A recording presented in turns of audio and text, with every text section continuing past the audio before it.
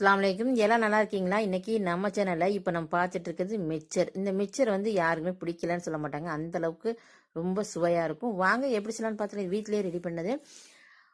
கடல மாவு 2 கப் எடுத்துங்க. அரிசி மாவு 1 கப்பு, கோதுமை மாவு 1 கப்பு நான் எடுத்து இன்னைக்கு ரெடி பண்ணியிருக்கிறேன்.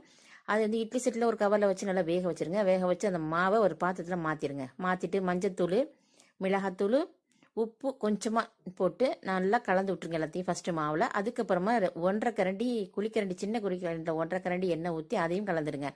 அதுக்கப்புறம் நம்ம எந்த பாத்திரத்தில் ஒரு மாவுலாம் எடுத்தோமோ அதிலேயே 2 கப் அளவுக்கு தண்ணி தேவைப்பட்டுச்சு. நல்லா கொஞ்சம் கொஞ்சமாக ஊற்றி நல்லா பிசைஞ்சு இதை மாதிரி போல் எடுத்துக்கணும்.